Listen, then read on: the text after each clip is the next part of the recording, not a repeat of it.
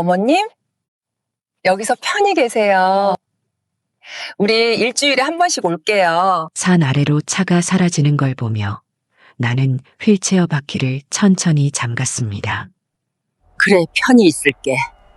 오늘 저녁이면 너희가 누구 돈으로 산 집에서 숙여나는지 같이 지켜보면서 깨.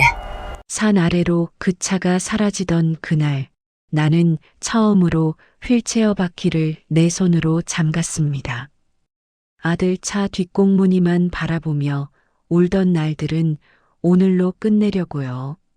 사람들은 나를 길 잃은 늙은 탈북자라고 부릅니다.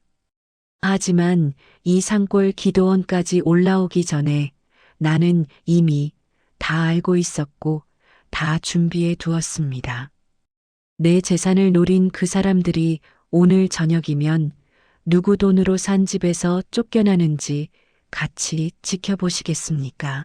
이야기 한 잔 나누기 전 구독과 좋아요로 자리를 함께 해주세요. 지금 계신 곳을 댓글로 남겨주시면 그 공간에 따뜻한 인생의 향이 가득 퍼지길 바라겠습니다.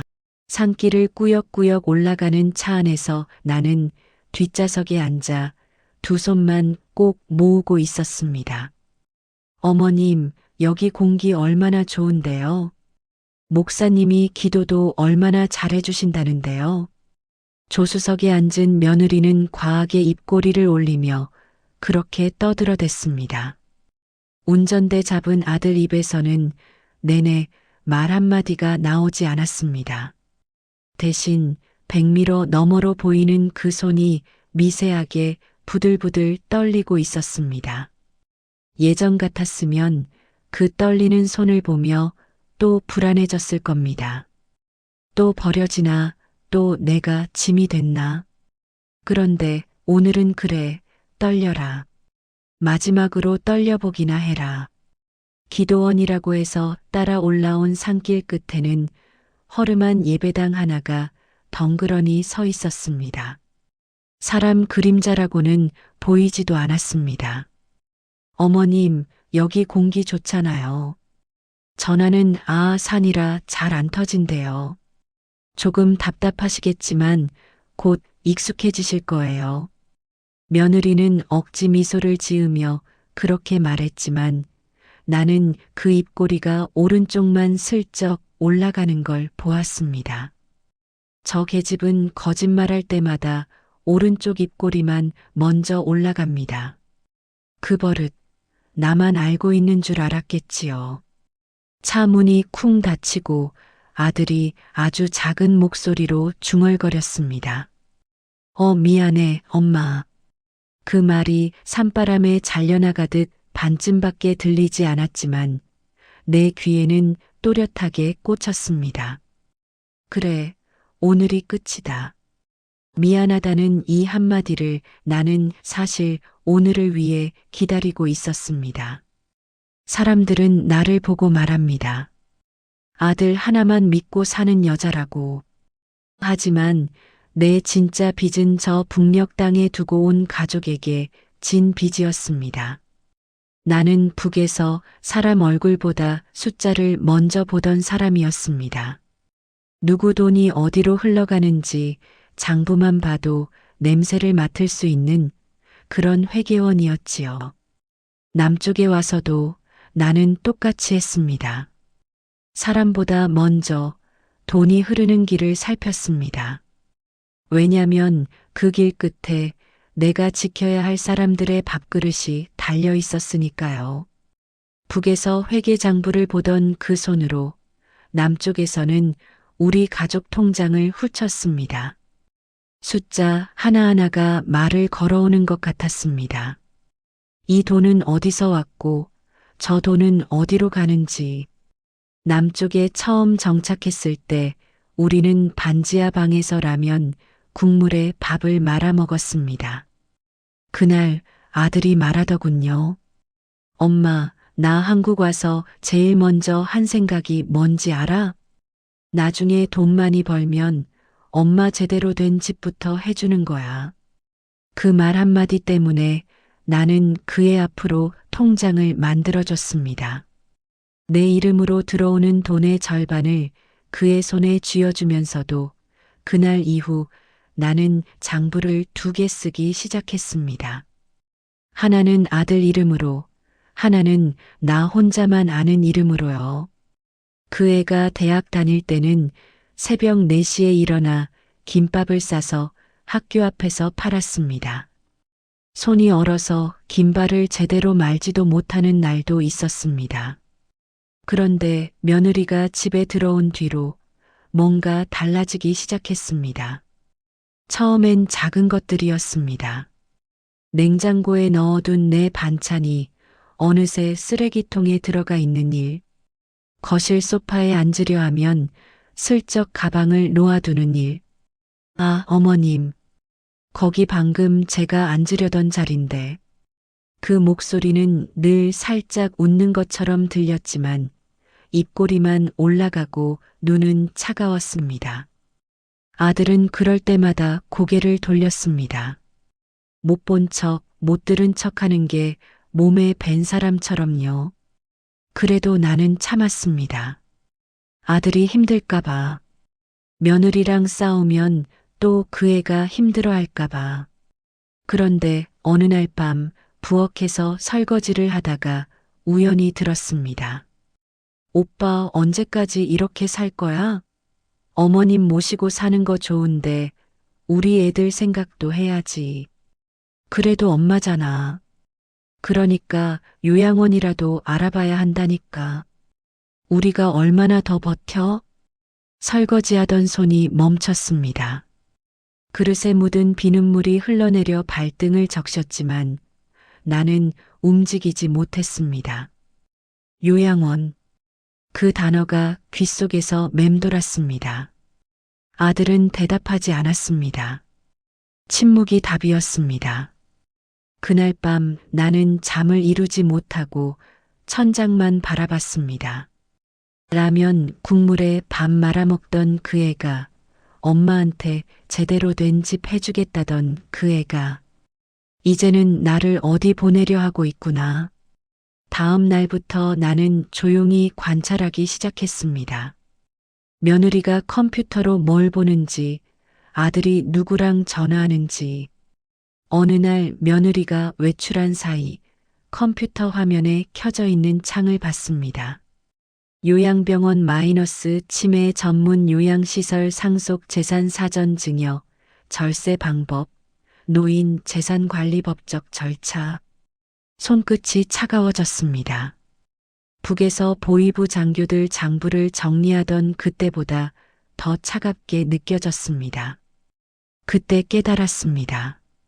이 사람들은 나를 보내려는 게 아니라 내 재산을 정리하려는 거구나.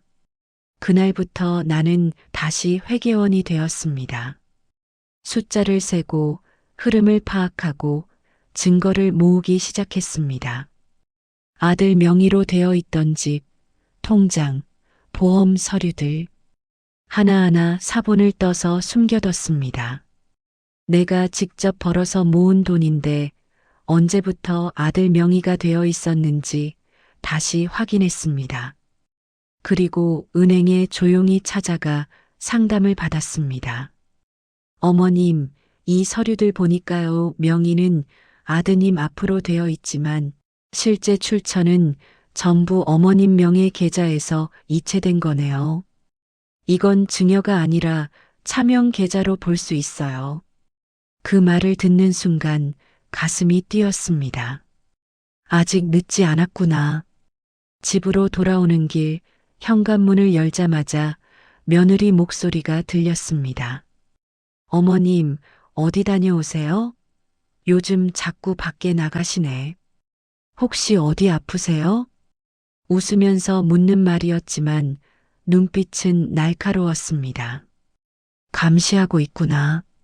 나는 최대한 자연스럽게 웃으며 대답했습니다.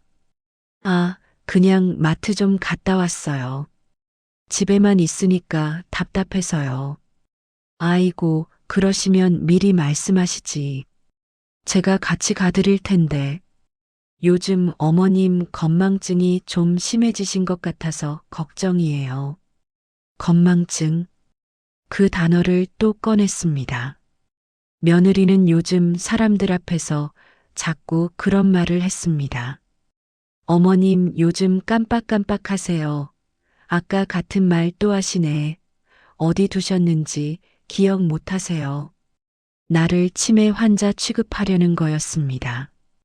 그래야 나중에 내가 뭘 해도 정신이 온전하지 않았다고 할 수 있으니까요.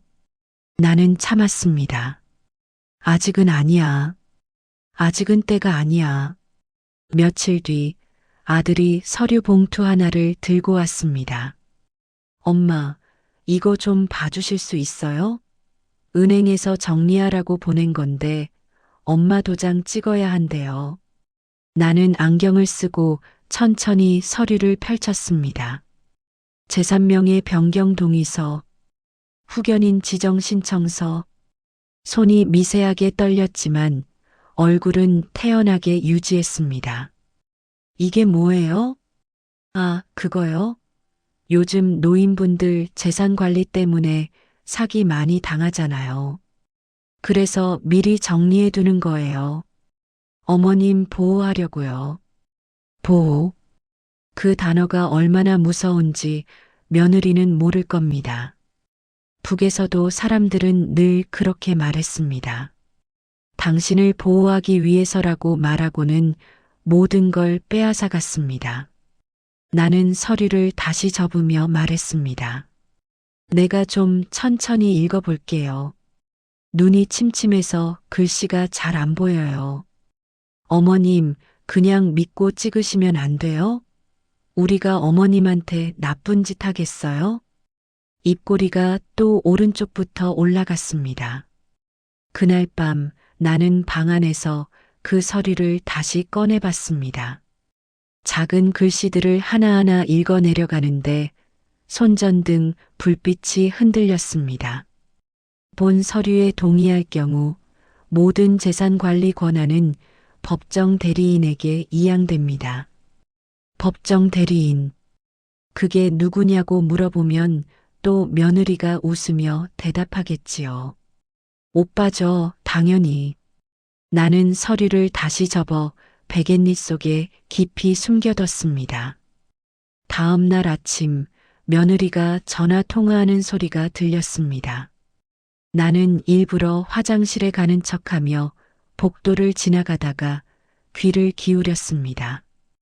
응, 이번 주 안에 도장만 받으면 돼. 그럼 바로 진행 가능하대 어머님? 걱정 마. 요즘 깜빡깜빡 하신다고 주변에 다 이야기해뒀어. 나중에 뭐라 하셔도 소용없어. 전화기 너머로 웃음소리가 새어나왔습니다. 내 가슴이 쿵 하고 내려앉았습니다. 이미 주변에 소문을 퍼뜨려뒀구나. 나를 정신 나간 노인으로 만들어뒀구나. 그날 나는 결심했습니다. 더 이상 기다리지 않기로. 집 근처 법무법인을 찾아갔습니다. 접수대에서 상담 신청서를 쓰는 내 손이 떨렸지만 이번엔 두려움이 아니라 분노 때문이었습니다. 어머님 상황 이해했습니다. 지금 필요한 건 두 가지예요. 첫째, 어머님이 정상적인 판단 능력을 갖고 계시다는 의료 증명. 둘째, 현재 명의로 되어 있는 재산들의 실제 출처 증명. 둘 다 가능하시겠어요? 나는 고개를 끄덕였습니다. 할 수 있습니다. 제가 직접 번 돈이고 제가 직접 모은 거니까요. 변호사는 메모를 하면서 물었습니다. 그런데 어머님, 혹시 이 모든 걸 아드님과 며느님이 눈치채지 못하게 진행하실 수 있으세요? 중간에 들키면 일이 꼬일 수 있어요. 나는 작게 웃었습니다. 저는요, 감시가 심하던 시절에도 저는 제 삶을 지켜내던 사람이었습니다. 이 정도는 할 수 있어요. 병원에서 치매 검사를 받고 은행에서 거래 내역을 떼고 부동산에서 등기부등본을 발급받았습니다. 모든 서류에는 내 이름이 선명하게 박혀 있었습니다. 며느리는 내가 매일 외출하는 걸 이상하게 여겼지만 나는 늘 같은 대답을 했습니다. 그냥 경로당 좀 갔다 왔어요. 집에만 있으니까 답답해서요. 그러던 어느 날 며느리가 밝은 얼굴로 말했습니다. 어머님, 좋은 데 찾았어요. 산골에 기도원이 있는데 거기 공기도 좋고 목사님이 기도도 잘해주신대요. 한 달만 다녀오시면 몸도 마음도 좋아지실 거예요. 기도원. 나는 그 단어를 듣는 순간 알았습니다. 이게 마지막이구나. 날 산골에 두고 오려는 거구나. 나는 일부러 순진한 표정을 지었습니다. 기도원이요? 거기 가면 좋아지나요? 당연하죠. 어머님 같은 분들 많이 가시는 데래요. 다들 거기서 편안하게 지내신대요. 그날 밤 나는 변호사에게 전화했습니다. 며칠 뒤에 저를 산에 데려다 놓고 올 것 같습니다. 어머님, 그럼 그 전에 모든 서류를 완료해야 해요. 내일 당장 사무실로 오세요. 명의 변경이랑 기부 서류, 유기 신고 준비까지 다 마무리하겠습니다. 다음 날 나는 마지막으로 은행과 법무법인을 돌았습니다. 모든 서류에 도장을 찍고 실행 날짜를 지정했습니다. 변호사가 물었습니다. 정말 괜찮으세요? 이렇게 하시면 아드님이랑은 영영 멀어질 수도 있어요. 나는 한참을 침묵하다가 대답했습니다. 이미 멀어졌어요. 내가 아들을 떠나보낸 게 아니라 아들이 먼저 나를 떠났어요. 나는 이제 나를 지켜야 합니다. 집으로 돌아오는 길 마트에 들러 작은 녹음기 하나를 샀습니다. 목걸이 안쪽에 숨길 수 있을 만한 크기였습니다. 그날부터 나는 집안에서 일어나는 모든 대화를 녹음하기 시작했습니다. 며느리가 요양원 팜플렛을 보여주며 떠드는 소리. 어머님, 여기 시설 정말 좋죠? 우리도 자주 찾아뵐 거예요. 아들이 한숨 쉬며 중얼거리는 소리. 엄마 미안해. 우리도 어쩔 수 없어. 모든 게 또렷하게 녹음됐습니다. 나는 휠체어에 앉아 고개를 떨구고 있는 척했지만 손 안에 든 녹음기 버튼은 꾹 눌러져 있었습니다. 산골 기도원으로 떠나기 전날 밤 며느리와 아들이 안방에서 대화하는 소리가 들렸습니다. 나는 문틈에 귀를 기울였습니다. 내일 데려다 놓고 오면 바로 서류 진행하자. 도장은 우리가 가지고 있으니까 문제 없어. 그래도 이렇게까지 해야 돼? 오빠는 정말 언제까지 그렇게 순진하게 살 거야? 어머님이 우리한테 얼마나 짐인데. 이제 우리 인생도 살아야지. 나는 방으로 돌아와 숨겨둔 휴대폰을 꺼냈습니다. 변호사에게 마지막 문자를 보냈습니다. 내일 오전 9시 산골 기도원 도착 예정.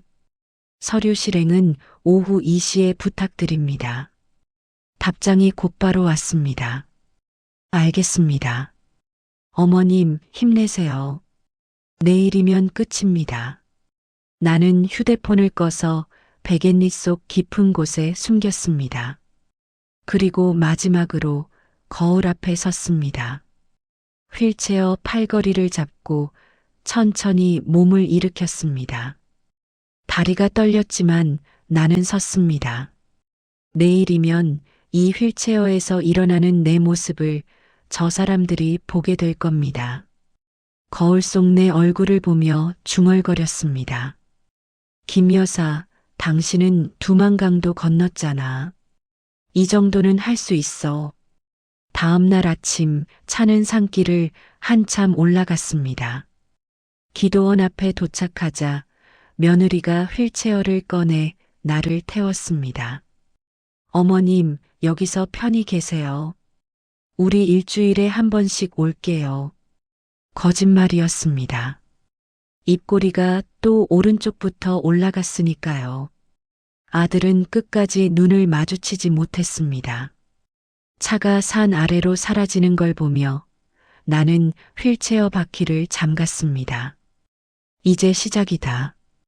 기도원 방 안으로 들어가 나는 천천히 휠체어에서 일어섰습니다. 다리가 떨렸지만 나는 걸었습니다. 창고에 숨겨둔 휴대폰을 꺼내 변호사에게 전화했습니다. 도착했습니다. 서류 실행해 주세요. 알겠습니다, 어머님. 지금부터 모든 명의가 원래 주인에게 돌아갑니다. 전화를 끊고 나는 교회 집사님께 연락했습니다. 집사님, 저 김 여사예요. 약속대로 왔습니다. 어머님, 여기서 편히 계세요. 우리가 도와드릴게요. 같은 시각 서울 집에서는 며느리가 서랍을 뒤지고 있었습니다. 도장 여기 있지? 이제 서류만 정리하면 끝이야. 그때 현관 초인종이 울렸습니다.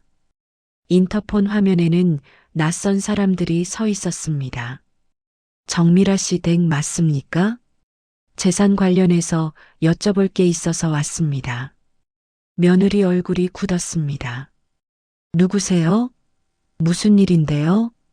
문을 열자 변호사, 경찰, 그리고 동사무소 직원이 들어왔습니다. 변호사가 서류를 펼쳤습니다. 씨 명의로 되어 있던 모든 재산, 오늘 오전부로 원소유주에게 반환됐습니다. 어머님 명의로요. 며느리가 소리쳤습니다. 무슨 소리예요? 어머니가 언제 그런 걸 했어요? 요즘 정신도 온전하지 않으신데. 변호사가 녹음 파일을 틀었습니다. 며느리 목소리가 거실에 울려 퍼졌습니다.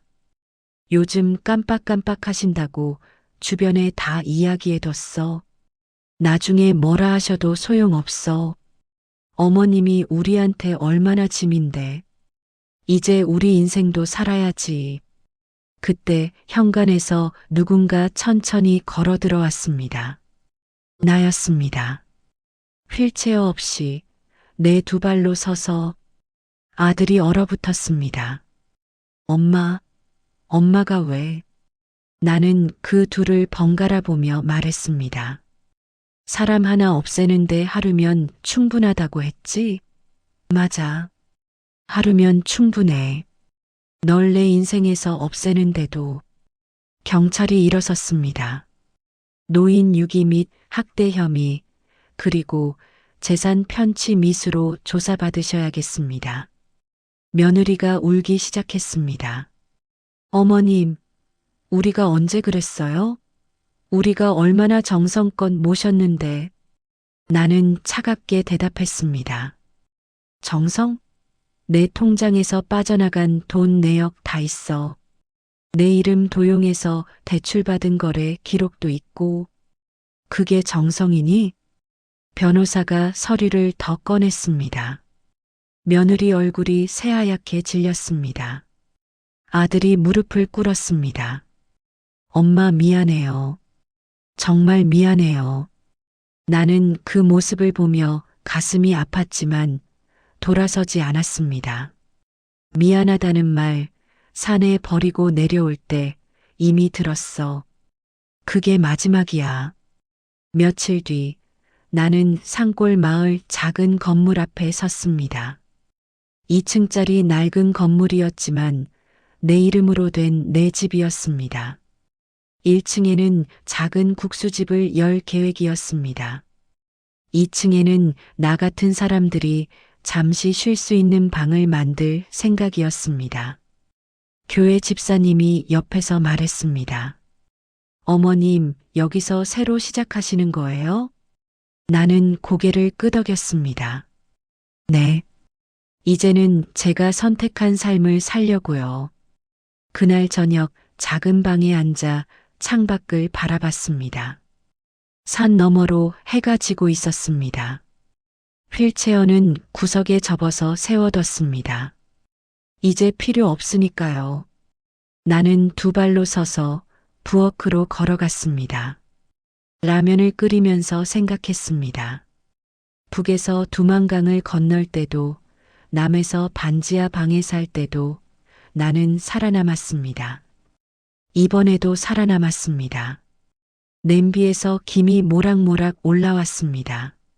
라면 국물 냄새가 코를 찔렀습니다. 예전엔 이 냄새가 가난의 냄새 같았는데 오늘은 달랐습니다. 자유의 냄새 같았습니다. 나는 라면 한 그릇을 떠서 작은 식탁에 앉았습니다. 혼자였지만 외롭지 않았습니다. 창밖에서 벌레 우는 소리가 들렸습니다. 나는 젓가락을 들며 중얼거렸습니다. 김 여사, 이제부터 당신 인생은 당신 거야. 아무도 빼앗아가지 못해. 그렇게 나의 새로운 노년이 시작되었습니다. 산골 마을 첫 아침은 생각보다 시끄러웠습니다. 닭 우는 소리, 개 짖는 소리, 트럭 지나가는 소리가 새벽부터 뒤섞여 들렸습니다. 서울 아파트에서는 들을 수 없던 소리들이었습니다. 나는 이불을 걷어내고 일어나 창문을 열었습니다. 차가운 공기가 얼굴을 때렸지만 숨쉬기가 편했습니다. 아무도 내 뒷모습을 보며 혀를 차는 사람이 없으니까요. 부엌으로 가서 물을 끓였습니다. 커피 한 잔을 들고 식탁에 앉았습니다. 텅 빈 방 안에서 나 혼자 앉아 있으니 문득 가슴 한쪽이 허전했습니다. 아들 생각이 났습니다. 어렸을 때 라면 끓여주면 엄마 최고 라고 외치던 그의 얼굴이 떠올랐습니다. 그런데 그 얼굴 위로 산길에서 나를 내려다보던 차가운 눈빛이 겹쳐졌습니다. 나는 커피를 한 모금 마시며 고개를 저었습니다. 그만 생각하자. 이미 끝난 일이야. 오전 10시쯤 누군가 문을 두드렸습니다. 교회 집사님이었습니다. 손에는 김이 모락모락 나는 냄비를 들고 계셨습니다. 어머님, 아침 드셨어요? 제가 된장찌개 좀 끓였는데 혼자 먹기 아까워서요. 나는 얼떨결에 문을 활짝 열었습니다. 아이고, 집사님. 이런 것까지 하시면 어떡해요? 뭐가요? 이웃끼리 당연한 거죠. 어머님 혼자 계시는데 제가 좀 챙겨드려야죠. 식탁에 마주 앉아 된장찌개를 떠먹는데 눈물이 날 뻔했습니다. 며느리가 끓여준 국은 늘 싱겁거나 짰습니다. 일부러 그런 거라는 걸 나는 알고 있었습니다. 그런데 집사님이 끓인 이 찌개는 딱 맞았습니다. 짜지도 싱겁지도 않게. 어머님, 그 집에서 많이 힘드셨죠? 나는 숟가락을 든 채 멈칫했습니다. 대답 대신 고개만 작게 끄덕였습니다. 집사님이 내 손을 꽉 잡았습니다. 이제 여기가 어머님 집이에요. 편히 계세요. 며칠 뒤 나는 1층 국수집 공사를 시작했습니다. 목수 아저씨가 와서 낡은 벽을 뜯어냈습니다. 먼지가 폴폴 날렸지만 나는 마스크를 쓰고 옆에서 지켜봤습니다. 할머니, 여기 주방 이렇게 넓게 뚫어도 돼요? 네, 크게 해주세요. 나중에 여러 명이서 같이 일할 수도 있으니까요. 목수 아저씨가 고개를 갸웃했습니다. 국수집인데 사람이 여러 명 필요해요? 나는 웃으며 대답했습니다. 국수만 파는 게 아니거든요. 사람도 같이 살리는 집이에요. 공사 이틀째 되던 날 교회 마당에서 낯선 여자 한 분을 봤습니다. 나이는 나보다 조금 어려 보였고 허리가 굽어 있었습니다. 집사님이 그분을 데리고 내게 왔습니다. 어머님, 이분이 박 여사님이세요. 중국에서 오셨는데 사정이 좀 있으셔서요. 박 여사님은 고개를 푹 숙인 채 아무 말도 하지 않았습니다. 손이 부들부들 떨리고 있었습니다. 나는 그 손을 보는 순간 알았습니다.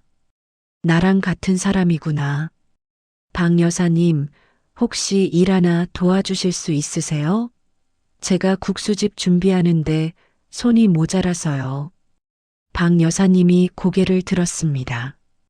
눈가에 눈물이 글썽였습니다. 저 같은 사람 받아주시는 거예요? 왜요? 저도 북에서 왔는데 우리 같이 해요. 박 여사님이 그 자리에서 울음을 터뜨렸습니다. 나는 그분 손을 꼭 잡아줬습니다. 그렇게 우리 국수집에 첫 번째 식구가 생겼습니다. 한 달 뒤 국수집 문을 열었습니다. 간판에는 두만강 국수집이라고 썼습니다. 박 여사님이 물었습니다. 사장님, 왜 두만강이에요? 나는 국수 반죽을 치대며 대답했습니다. 우리가 건넌 강이잖아요. 그 강 건너서 여기까지 왔으니까 이제는 그 이름으로 사람들 먹여 살리는 거예요. 첫날 손님은 3명밖에 안 왔습니다. 동네 할아버지 둘과 교회 집사님. 그래도 괜찮았습니다. 천천히 가면 되니까요. 며칠 지나자 손님이 조금씩 늘었습니다. 동네 사람들이 거기 국수 맛있다고 소문을 냈나 봅니다. 어느 날은 점심시간에 테이블이 다 찼습니다. 박 여사님과 나는 부엌에서 정신없이 국수를 삶았습니다. 사장님, 이러다 우리 큰 가게 되는 거 아니에요? 큰 가게는 무슨, 그냥 우리 먹고 살 정도면 됐어요. 그런데 속으로는 조금 뿌듯했습니다. 내가 번 돈으로, 내 손으로 이렇게 사람들 배 채워주고 있다는 게. 어느 날 저녁 손님이 다 가고 정리를 하는데 문이 열렸습니다. 낯선 젊은 여자가 들어왔습니다. 배가 불러 있었습니다. 임신 중인 것 같았습니다. 저 여기 혹시 2층에 방 있다고 들었는데요. 나는 손을 씻으며 고개를 끄덕였습니다. 네, 있어요. 근데 어떻게 여길 아셨어요? 젊은 여자가 고개를 숙였습니다. 교회에서요. 저 갈 데가 없어서요. 남편한테 맞고 도망쳐 나왔어요. 그 말을 듣는 순간 가슴이 철렁했습니다. 나도 한때는 도망쳐 나온 사람이었으니까요. 나는 앞치마를 벗으며 말했습니다. 일단 들어와요. 국수부터 먹고 이야기해요. 젊은 여자 이름은 윤이었습니다. 28. 결혼한 지 1년. 남편은 술만 마시면 손찌검을 했다고 했습니다. 나는 국수 한 그릇을 내밀며 물었습니다. 아기는 언제 나와요? 2달 뒤요. 근데 혼자 어떻게 키우죠? 나는 윤희 손을 잡았습니다. 혼자 아니에요. 우리가 있잖아요. 그날부터 윤희는 2층 방에서 지냈습니다. 배가 불러서 일은 못했지만 계산대에 앉아 손님 계산을 받았습니다. 박 여사님은 윤희한테 뜨개질을 가르쳐 줬습니다. 애기 나오면 이거 입혀야지. 작은 노란색 모자를 뜨면서 박 여사님이 웃었습니다. 나는 그 모습을 보며 생각했습니다. 우리 진짜 가족 같네. 며칠 뒤 변호사한테서 전화가 왔습니다. 어머님, 아드님이 연락했어요. 어머님 만나고 싶다고요. 나는 한참 말이 없었습니다. 가슴 한쪽이 떨렸습니다. 변호사가 조심스럽게 물었습니다. 어떻게 하시겠어요? 나는 천천히 대답했습니다. 안 만나요. 아직은 아니에요. 전화를 끊고 나는 한참 동안 창밖만 바라봤습니다. 윤희가 들어온 지 한 달쯤 됐을 때였습니다. 어느 날 저녁 젊은 남자 하나가 가게로 들이닥쳤습니다. 술 냄새가 진동했습니다. 윤희 어딨어? 거기 있는 거 알아. 윤희가 계산대에서 벌떡 일어나 뒤로 물러났습니다. 얼굴이 새하얗게 질렸습니다. 나는 남자 앞을 막아섰습니다. 여긴 손님만 받는 곳이에요. 나가세요. 남자가 나를 밀쳤습니다. 나는 뒤로 휘청거렸지만 박 여사님이 얼른 나를 붙잡아줬습니다. 할망구가 뭘 안다고. 윤희, 집에 가자. 애 아빠 없이 어떻게 키울 건데? 윤희가 떨리는 목소리로 말했습니다. 싫어요. 나 안 가요. 남자가 윤희 팔을 잡아 끌려는 순간 나는 몸으로 앞을 막아섰습니다. 손은 떨렸지만 한 발짝도 물러서지 않았습니다. 위협하려는 게 아니었습니다. 그냥 이 사람을 멈춰야 한다는 생각뿐이었습니다. 한 발자국만 더 가까이 오면 경찰 부를 거예요. 아니, 지금 당장 부를게요. 나는 떨리는 손으로 휴대폰을 꺼냈습니다. 남자가 멈칫했습니다. 저 정신 나간 사람 같으니. 남자는 욕을 퍼붓고는 가게를 나갔습니다. 문이 쾅 닫히고 윤희가 그 자리에 주저앉아 울었습니다. 나는 칼을 내려놓고 윤희 옆에 앉았습니다. 박 여사님도 함께 앉았습니다. 셋이서 한참 동안 아무 말 없이 앉아 있었습니다. 윤희가 울음을 그치고 물었습니다. 사장님, 제가 여기 있어도 돼요? 쟤 때문에 피해 보시는 거 아니에요? 나는 윤희 손을 꼭 잡았습니다. 윤희야, 나도 한때는 너처럼 도망쳐 나온 사람이야. 그때 누군가 나를 받아줬으면 얼마나 좋았을까. 이제는 내가 그 사람이 되고 싶어. 박 여사님도 고개를 끄덕였습니다. 우리 다 같은 처지예요. 같이 버텨요. 그날 밤 우리는 2층 거실에 모여 앉았습니다. 윤희가 따뜻한 차를 끓여왔습니다. 나는 찻잔을 받아들며 말했습니다. 우리 약속 하나 해요. 서로 지켜주기. 누가 뭐라고 해도 우리끼리는 서로 편들어주기. 윤희와 박 여사님이 고개를 끄덕였습니다. 그렇게 우리는 진짜 가족이 되었습니다. 윤희 아기가 태어났습니다. 건강한 사내 아이였습니다. 병원에서 돌아온 윤희는 아기를 안고 2층 방에 누웠습니다. 나는 미역국을 끓여 올라갔습니다. 윤희야, 국 먹어. 몸조리 잘해야 해. 윤희가 눈물을 흘리며 말했습니다. 사장님이 진짜 엄마 같아요. 나는 그 말을 듣는 순간 가슴이 뭉클했습니다. 엄마, 나도 한때는 누군가의 엄마였는데 아들은 나를 버렸지만 윤희는 나를 엄마라고 불러줬습니다. 국수집은 점점 바빠졌습니다. 동네 사람들뿐 아니라 멀리서도 손님이 왔습니다. 어느 날은 서울에서 온 젊은 부부가 국수를 먹으며 물었습니다. 사장님, 여기 국수 왜 이렇게 맛있어요? 나는 웃으며 대답했습니다. 사람 생각하면서 끓이거든요. 그래서 그래요. 손님이 고개를 끄덕이며 웃었습니다. 박 여사님은 이제 주방을 거의 혼자 맡았습니다. 윤희는 아기를 업고 홀을 돌아다녔습니다. 우리는 바빴지만 행복했습니다. 어느 날 저녁 또 변호사한테서 전화가 왔습니다. 어머님, 아드님이 또 연락했어요. 꼭 한 번만 만나고 싶대요. 사과하고 싶다고요. 나는 한참을 망설이다가 물었습니다. 며느리는요? 이혼했대요. 재산 문제로 갈라섰다고 하더라고요.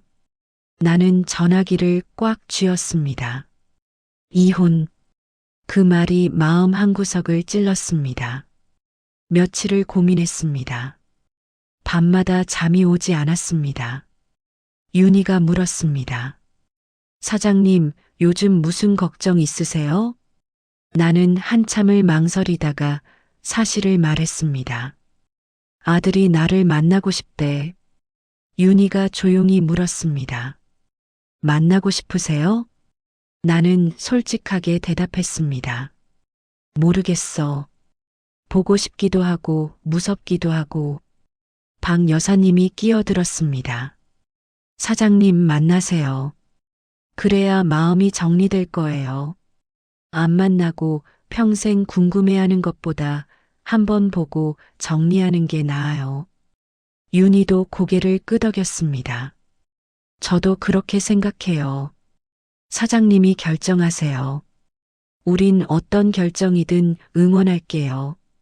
나는 두 사람을 번갈아 보며 천천히 고개를 끄덕였습니다. 일주일 뒤 나는 마을 입구 정류장에서 아들을 기다렸습니다. 버스가 멈추고 아들이 내렸습니다. 1년 만에 보는 얼굴이었습니다. 아들은 훨씬 말라 있었습니다. 눈 밑에 다크서클이 짙었습니다. 나를 보자마자 아들이 멈춰 섰습니다. 엄마, 나는 아무 말도 하지 못했습니다. 그냥 그 자리에 서서 아들을 바라봤습니다. 아들이 천천히 다가왔습니다. 엄마, 정말 미안해요. 우리는 국수집으로 걸어갔습니다. 말없이 나란히. 가게에 도착하자 아들이 간판을 올려다 봤습니다. 두만강 국수집 엄마가 차린 거예요? 나는 고개를 끄덕이며 문을 열었습니다. 들어와. 국수 먹을래? 아들이 가게 안을 둘러봤습니다. 깨끗하게 정리된 테이블, 벽에 붙은 메뉴판, 부엌에서 들리는 박 여사님의 콧노래 소리. 아들 눈에 눈물이 고였습니다. 엄마가 이렇게 혼자서. 나는 국수를 삶으며 말했습니다. 혼자 아니야. 식구들이 있어. 아들이 테이블에 앉아 고개를 숙였습니다. 엄마, 나 진짜 쓰레기였어요. 엄마를 그렇게 버리고 엄마 돈까지 노리고. 나는 국수 그릇을 아들 앞에 놓았습니다. 알아. 다 알아.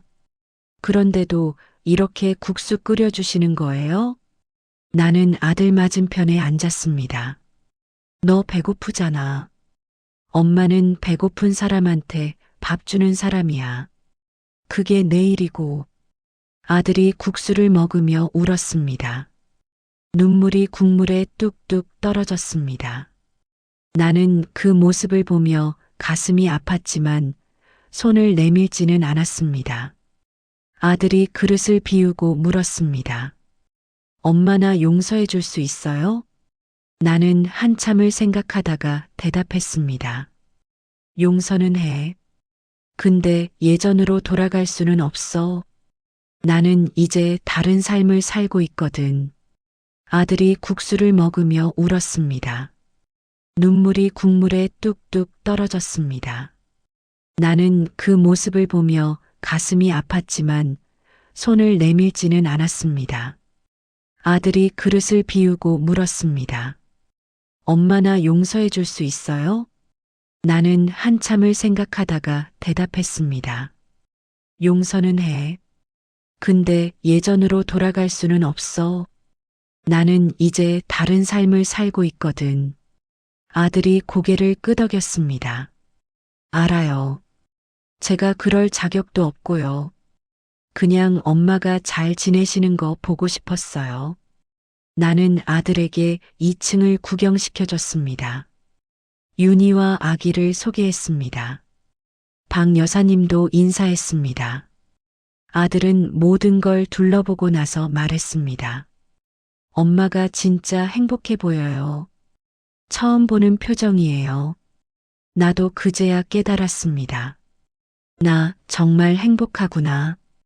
그래. 나 행복해. 처음으로 아들이 가게를 나서기 전 나를 꼭 안았습니다. 엄마, 자주 올게요. 폐 끼치지 않게 그냥 국수 먹으러 손님으로요. 나는 아들 등을 토닥였습니다. 그래, 손님으로 와. 언제든. 계절이 4번 바뀌었습니다. 두만강 국수집은 이제 동네 명소가 되었습니다. 주말이면 예약 손님으로 가득 찼습니다. 윤희 아기는 이제 걸음마를 시작했습니다. 박 여사님은 머리에 흰머리가 더 늘었지만 얼굴에는 늘 웃음이 가득했습니다. 나는 이제 휠체어가 필요 없었습니다. 무릎도 허리도 예전보다 훨씬 튼튼해졌습니다. 매일 주방에서 서서 일하니까요. 어느 날 또 다른 여자가 찾아왔습니다. 40쯤 되어 보이는 분이었습니다. 얼굴에 멍이 있었습니다. 여기 사람 받아주신다고 들었는데요. 나는 그 멍을 보는 순간 모든 걸 이해했습니다. 들어오세요. 일단 국수부터 드세요. 그렇게 우리 식구는 하나 더 늘었습니다. 2층 방도 식탁도 점점 커졌습니다. 아들은 한 달에 한 번씩 찾아왔습니다. 정말 손님으로만 국수값을 내고 인사하고 돌아갔습니다. 어느 날 아들이 물었습니다. 엄마, 나도 여기서 일 좀 도와드리면 안 돼요? 주말에만이라도요. 나는 고개를 저었습니다. 너는 내 인생 살아. 엄마는 엄마 인생 살고. 그게 우리한테 맞는 거야. 아들이 씁쓸하게 웃었습니다. 알겠어요. 근데 엄마, 나 진짜 달라졌어요. 이제는요. 나는 아들 손을 잡았습니다. 알아. 엄마도 봐. 근데 우린 이제 이 거리가 맞는 것 같아. 너무 가까우면 다치니까. 윤희 남편이 한 번 더 찾아왔습니다. 이번에는 경찰이 함께 왔습니다. 접근금지 명령을 받았다고 했습니다. 윤희는 이제 혼자 아기를 키우며 살 준비가 되어 있었습니다. 우리가 옆에 있으니까요. 새로 들어온 미선 씨는 요리 솜씨가 좋았습니다. 새로운 메뉴를 개발했습니다. 만두국, 칼국수, 비빔국수. 손님들이 더 많이 왔습니다. 어느 날 저녁 장사를 마치고 우리는 2층에 모여 앉았습니다. 텔레비전에서는 트로트 프로그램이 나왔습니다. 윤희 아기는 박 여사님 무릎에서 잠들어 있었습니다. 미선 씨는 뜨개질을 하고 있었습니다. 나는 차를 끓여 나눠줬습니다. 이 순간이 너무 평화로웠습니다. 며느리 눈치 보던 그 집 거실에서는 절대 느낄 수 없던 평화였습니다. 박 여사님이 말했습니다. 사장님, 우리 이렇게 계속 살 수 있을까요? 나는 고개를 끄덕였습니다. 그럼요. 우리 계속 이렇게 살 거예요. 누가 뭐래도. 윤희가 웃으며 말했습니다. 우리 진짜 가족 같아요. 미선 씨도 고개를 끄덕였습니다. 맞아요. 피는 안 섞였지만 진짜 가족이에요. 나는 그 말을 듣고 눈물이 날 뻔했습니다. 가족. 내가 평생 찾던 게 바로 이거였구나. 그날 밤 잠들기 전에 나는 창밖을 바라봤습니다. 별이 총총했습니다. 북에서 두만강을 건널 때도 남에서 산골까지 올라올 때도 나는 늘 별을 봤습니다. 그때는 별이 두려웠습니다. 내일이 어떻게 될지 몰라서. 그런데 오늘 밤 별은 따뜻했습니다. 내일도 이 별 아래서 내 사람들과 함께 국수를 끓일 거니까요.